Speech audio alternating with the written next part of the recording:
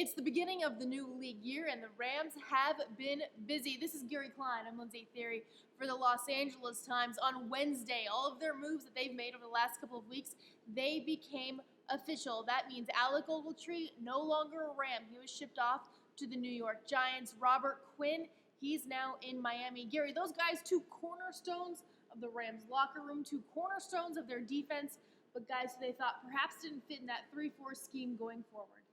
They are continuing this transition to Wade Phillips' 3-4 defense, and Robert Quinn and Alec Ogletree, as you mentioned, cornerstones, not only on the field but in the locker room. They were getting a little expensive for what the Rams are looking ahead, not just at this year with Aaron Donald, looking down the line with Jared Goff and Todd Gurley and extensions that are going to be coming down the line. Expensive, and also the Rams thought perhaps that money could be better spent on a few guys that suddenly became available. That's Marcus Peters and Aqib Talib, both cornerbacks, both now here with the Rams, and guys who Wade Phillips will likely be very excited to put into his defense. Sean McVay says they're both #1 corners, and that's not a stretch. Peters with 19 interceptions in 3 seasons. Aqib Talib won a Super Bowl with the Denver Broncos. And Wade Phillips, 34 career interceptions. That fixes a need that the Rams had at cornerback, especially with Trumaine Johnson gone to the New York Jets. It's really been the last couple of weeks of cornerbacks for the Rams. Also joining the team is Sam Shields. Now, he sat out last season because of a concussion situation. He was at UCLA visiting a neurologist, and he says he's excited to get back out and play. But, Gary, there definitely has to be a little bit of a concern going forward with his concussion history. Les Snead, Sean McVay have said he's cleared to go, but given that situation, given the focus on concussions these days, you got to think they're going to take it slow with him. And frankly, I'm sure they're happy to have him on the team as a veteran presence, but a guy with that history, I don't know that you can necessarily count on him for the whole season, can you?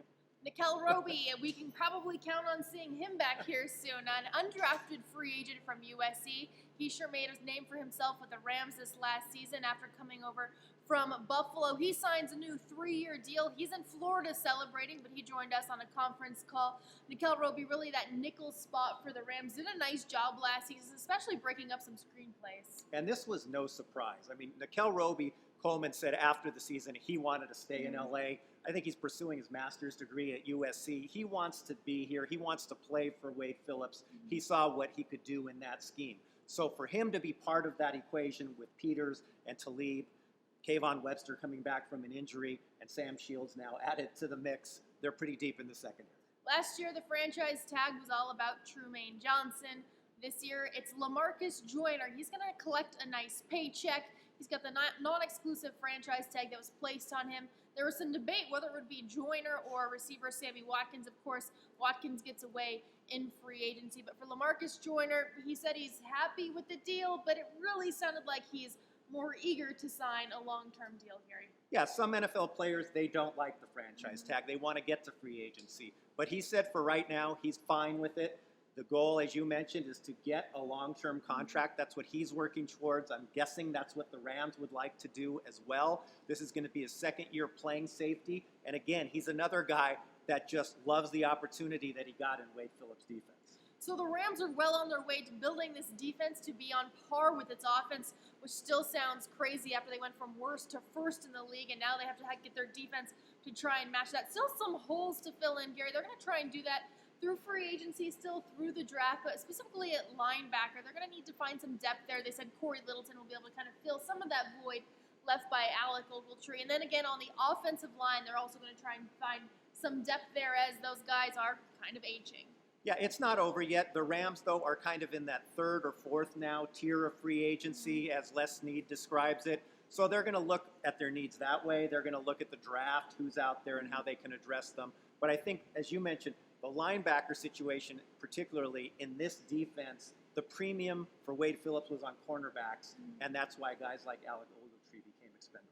A couple of ongoing conversations. That's between the Rams and Connor Barwin and John Sullivan, 2 veteran free agents that they would like to have return. And then Tavon Austin, of course, he's under contract, but perhaps thinking that the Rams are going to try and say, hey, Tavon, we'll bring you back, but you're going to have to give us a discount. Otherwise, perhaps they will be cutting him. My expectation, I think most people's expectation, is that they will move on from Tavon Austin. I'd be shocked if he's back. I'm sure he wants to go into a situation where he's going to be part of an offense and I'm sure the Rams would like to get rid of that salary cap number. So it's been a big flurry of transactions for the Rams, an exciting offseason to go right along with what was an exciting season. Be sure to keep it on the Los Angeles Times as we continue to track the new league year.